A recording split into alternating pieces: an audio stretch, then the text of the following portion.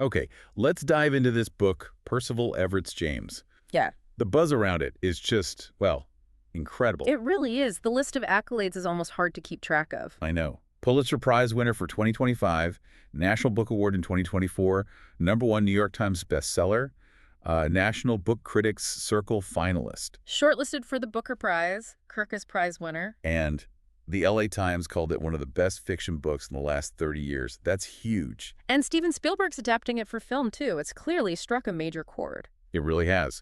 So what's sparking all this? Well, the foundation is fascinating. It is. It connects directly back to Mark Twain's Adventures of Huckleberry Finn, obviously a giant of American literature. But the genius here is the shift in perspective, right? Exactly. We're seeing that iconic trip down the Mississippi, but completely through the eyes of Jim, the enslaved man, who, as we learn, actually prefers the name James. Right.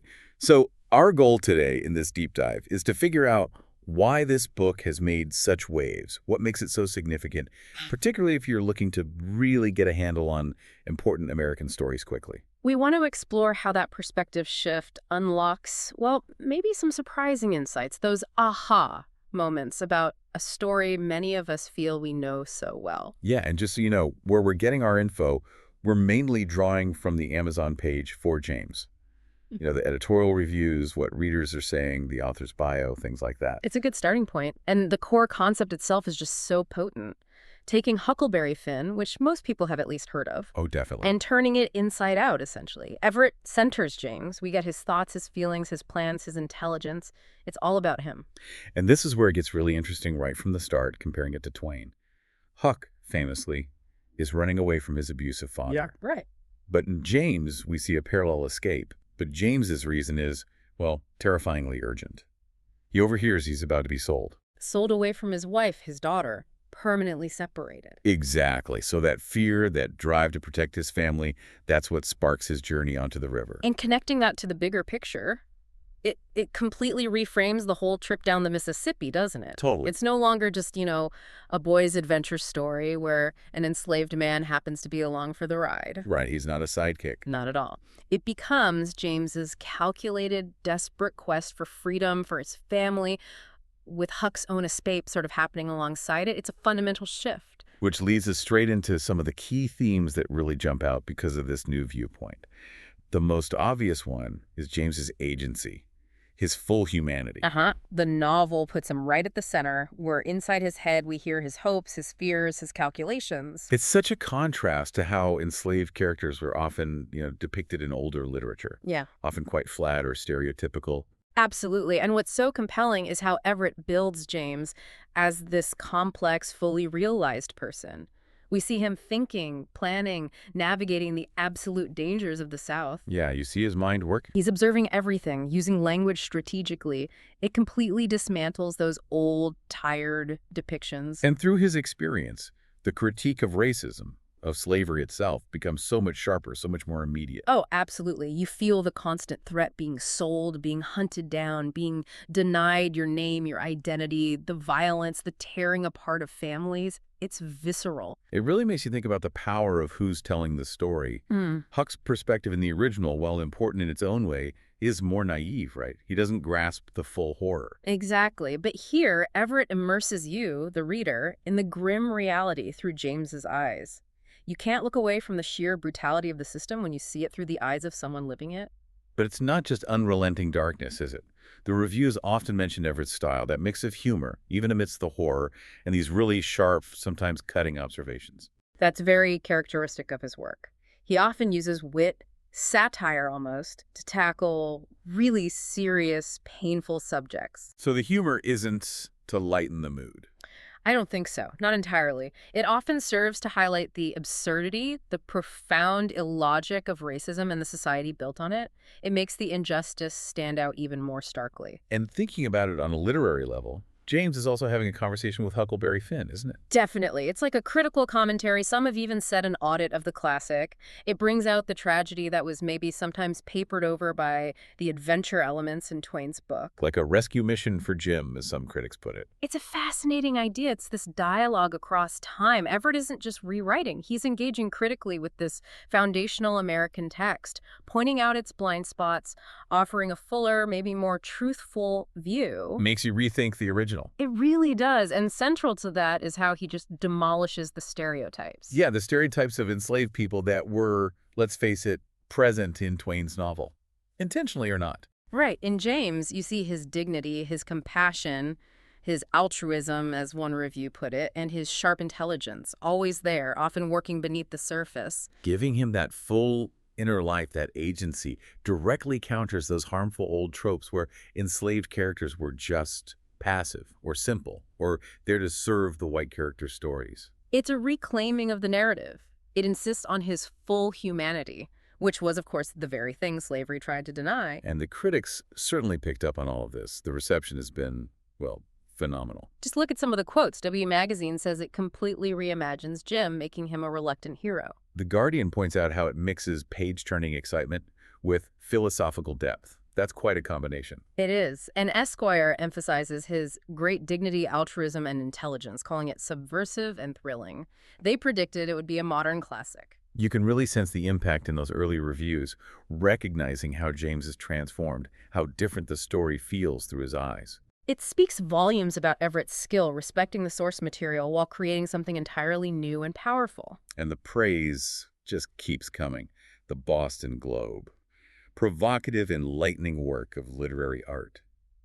The Chicago Tribune calls it a masterpiece that redefines a classic, masterpiece. That's serious praise. It highlights that dual achievement. It works powerfully on its own, and it's a major commentary on literary history. The Atlantic's take was interesting, too, saying it sends Twain through the looking glass, turning it into a more brutal, blood-soaked historical novel. That gets at the shift in tone, the unflinching look at the violence. And the Washington Post said it both honors and interrogates Huck Finn.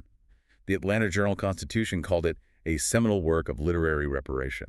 Literary reparation, that's a powerful phrase. These reviews really show it's seen as more than just a novel. It's corrective, it's filling historical gaps, offering a more complete truth. And then you have endorsements from other major authors.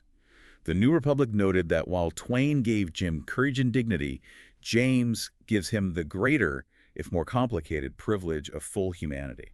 That distinction is key, the complexity, the fullness of being human. Anne Patchett called it funny and horrifying, brilliant and riveting, just flat out says, read this book. And Hernan Diaz, canon-shatteringly great. Dave Eggers. Brilliant, accessible, and very necessary. That word necessary keeps coming up. It does. It suggests a feeling within the literary world that this book was needed, that it fills a critical gap in our literature and our understanding. And clearly, it's not just critics and writers feeling this way. The reader response on Amazon is overwhelming. What are the numbers like? Get this, 4.6 out of 5 stars, with over 67,000 ratings. Wow, that's massive. And what are readers saying? Lots of recurring themes. Really engaging, brilliantly written, compelling story. Obviously, the fresh perspective. People find it incredibly thought-provoking, historically rich, full of emotional depth, strong characters, creative, and surprisingly suspenseful, too. That breadth of positive feedback and the sheer number of people responding shows it's connecting on a really deep level with a wide audience. The emotional depth and thought-provoking comments really echo the critical reviews. It hits both the head and the heart. So let's talk a bit about the author behind this, Percival Everett. Okay. He's a distinguished professor of English at USC, University of Southern California.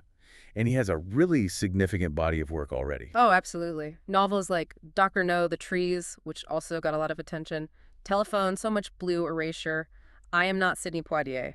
Quite a list. He's clearly a major voice in American fiction, known for being intellectually sharp, witty, but also tackling really complex, tough issues. And his work consistently explores race, identity, American history, often in really innovative ways. And the awards aren't just for James. He's got the NBCC Ivan Sandroff Lifetime Achievement Award, the Hurston Wright Legacy Award, Pay-In Center USA Award for Fiction. He's been a finalist for the National Book Critics Circle Award, P.N. Gene Stein the Booker Prize, multiple times. And now the Pulitzer for James. It's an incredible career trajectory. Plus, many people will know the film American Fiction. Right, based on his novel Erasure. Which brought his work to an even wider audience. And, interesting side note, he's married to another accomplished writer, Danzy Senna. That background is important, isn't it? It shows James isn't coming out of nowhere. It's the product of a long, distinguished career. A writer really hitting his stride, using all that experience and insight. Absolutely. Now, if you've read James and loved it, and you're thinking, what next? The Amazon page actually has some interesting pointers. Oh yeah, like what? Well, obviously suggests reading or rereading The Adventures of Huckleberry Finn itself for that direct comparison. Makes sense. Essential context, really, to see exactly what Everett is responding to and transforming. And it also recommends another of Everett's novels, The Trees. Which seems like a natural next step. If you connect with his style and his thematic concerns in James, The Trees explores similar territory, race, history, violence, with that same mix of satire and gravity. Definitely. Then there's a suggestion for The God of the Woods by Liz Moore. It's listed under literary fiction, so maybe similar thematic depth or perhaps exploring complex characters in specific settings. Hard to say for sure without reading it, but it's there as a potential connection. Interesting. And sometimes those algorithmic suggestions can lead you to unexpected gems. True. One customer review actually mentioned something I hadn't thought about, that there are other sequels or related books to Huckleberry Finn out there.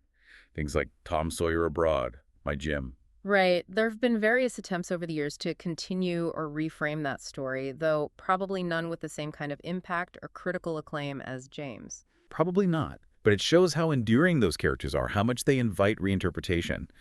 So these suggestions give you pathways back to Twain, deeper into Everett's work, or sideways into other literary fiction or different takes on the original story. It's good to have those threads to follow if a book really resonates with you. So wrapping up our deep dive on James, it's just undeniably a major work. Powerful, important, incredibly well written, and absolutely deserving of all the praise it's received. It really is. It gives us this vital new lens on a story we thought we knew, forcing us to confront the realities of slavery, freedom, identity, all through Everett's unique, sharp, and often witty perspective. What stands out most, I think, is how profoundly it demonstrates the power of perspective. Exactly. Who tells the story fundamentally changes the story. By centering James, Everett doesn't just retell Huck Finn. He deepens our understanding of that whole period of American history and its echoes today. Which leads to a final thought for you, the listener, to maybe chew on. How might looking at other classic stories, other historical narratives, from the perspectives of those usually left on the margins, how might that change our understanding? Yeah, what other truths are waiting to be uncovered if we just shift the lens? Maybe reading James inspires you to go back to Huckleberry Finn with fresh eyes, thinking about whose voice you're hearing and whose might be missing. Something to consider.